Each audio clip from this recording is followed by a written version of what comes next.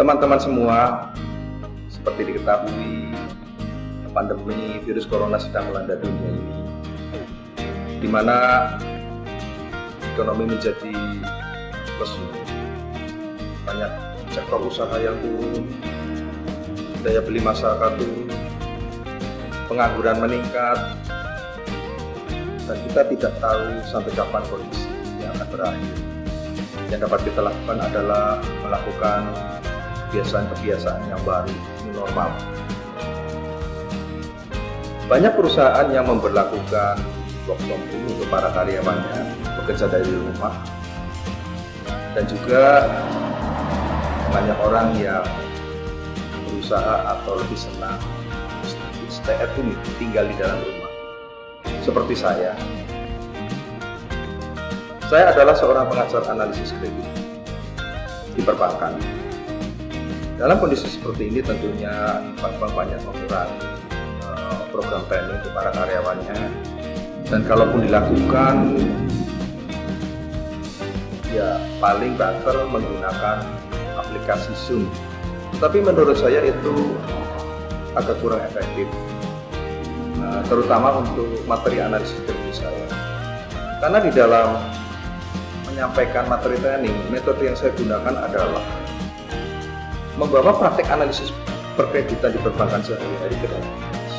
Jadi peserta betul-betul melakukan analisis kredit menggunakan tools di dalam analisis kredit seperti melakukan screening, melakukan proyeksi analis. Bahkan studi kasus yang saya berikan juga studi kasus yang real, yang nyata, sehingga peserta betul-betul dapat menyerap maksimal materi yang saya sampaikan. Meskipun untuk itu saya membutuhkan teori untuk mendelivernya. Tetapi kondisi sekarang memaksa saya harus banyak tinggal di rumah.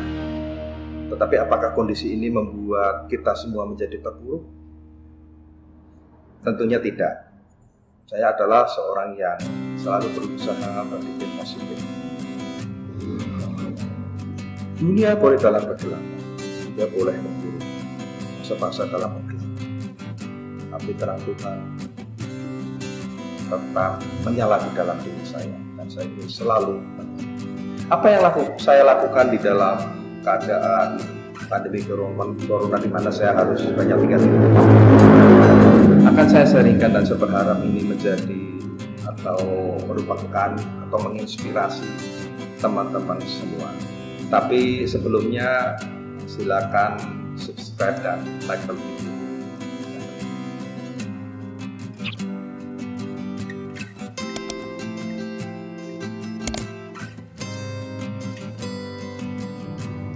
Jadi apa yang saya lakukan dalam kondisi di mana saya harus banyak tinggal di dalam rumah? Awalnya saya sempat cukup bingung ya, apakah saya mau tiap hari itu nonton TV, main medsos, Facebook, dan lain-lain, menghabiskan waktu. Sampai akhirnya saya betul-betul berdoa untuk meminta visi kepada Tuhan, dan visi itu datang. Mengapa tidak? Materi yang selama ini saya ajarkan untuk dibukukan menjadi sebuah buku sehingga mendatangkan manfaat bagi orang lain. Jadi saya berpikir ada dua yang bisa tercapai dengan saya membuat buku ini. Yang pertama, saya berharap buku ini menjadi suatu masukan itu, menjadi manfaat buat teman-teman yang ingin belajar analisis kreditnya, khususnya mungkin relationship manager, account officer, kredit analis, atau staf kredit lainnya yang terlibat di dalam proses perkreditan. Yang kedua, ya sepanjang-panjangnya usia kita, suatu ketika pastikan Tuhan juga panggil kita. Jadi jangan ingin meninggalkan suatu warisan, yaitu buku yang tetap mendatangkan manfaat. Ya kira-kira seperti itu sih visi saya, visi yang saya peroleh. Dan buku itu sudah jadi, teman-teman. Seperti ini bukunya. Kalau dibaca di sini, berdasarkan praktik analisa kredit di perbankan dan disertai dengan kasus-kasus nyata. Jadi saya mencoba membawa praktek perkreditan sehari-hari di dalam perbankan dalam sebuah buku. Dan buku ini dilengkapi dengan studi-studi kasus nyata sehingga pembaca yang tertarik dengan analisis kredit dapat mendapatkan manfaat yang maksimal dari buku ini. Dan buku ini sudah selesai teman-teman, terdiri dari 350 halaman, dan juga nanti di dalam kalau diterbitkan akan saya lampirkan dengan format spreadsheet, format cash flow projection, juga laporan-laporan keuangan yang terdaftar di Bursa Efek. Saya akan lampirkan juga untuk teman-teman benar-benar bisa belajar, benar-benar bisa praktek. Tapi akan saya terbitkan setelah kondisi memungkinkan. Sebab kalau menerbitkan sekarang juga siapa yang mau beli buku dalam kondisi sekarang? Dan buku ini sudah selesai. Lalu apa lagi? Saya mendapat visi baru. Kenapa materi-materi buku saya ini atau materi pengajaran saya tidak divideokan? Jadi sekarang saya sedang dalam proyek membuat suatu serial video training analisis kredit yang rencananya sih saya akan upload secara berseri di YouTube. Tetapi mungkin yang tertarik hanya orang-orang tertentu ya, yang kalau di perbankan ya yang orang-orang yang terlibat di dalam proses keputusan kredit.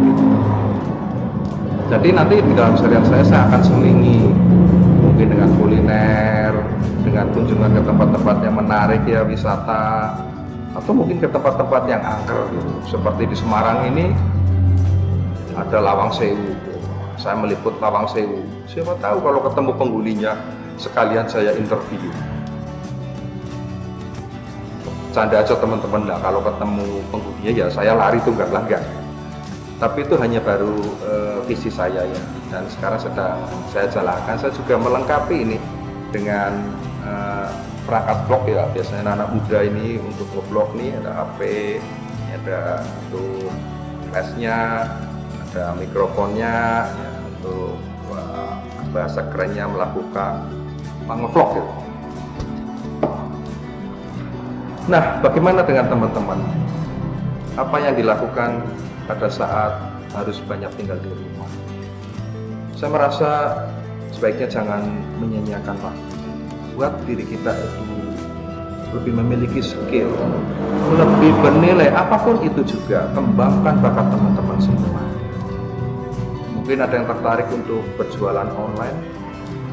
Saya banyak mendapat kesaksian justru di saat pandemi seperti ini, beberapa teman itu sampai mendapat kesaksian malah lebih berhasil gitu. Ada teman yang jualannya yang berjualan berbisnis konveksi ya, karena situasi seperti sekarang ini omsetnya turun drastis gitu. Lalu dia mendapat visi untuk mengubah itu mesin-mesinnya, peralatannya untuk membuat masker gitu. Dan katanya malah lebih berhasil, omsetnya lebih tinggi daripada bisnis dia yang sebelumnya. Ada juga teman yang bisnisnya adalah resto, akhirnya dengan konsep jualan online untuk makanan lebih sehat, dan dia menginformasikan juga omset penjualannya meningkat jauh lebih daripada sebelum pandemi corona. Jadi dunia boleh dalam keadaan buruk, dunia dalam kegelapan, fase-fase dalam kegelapan. Tapi saya berdoa ya, terang itu tetap menyala di dalam diri saya dan teman-teman semua.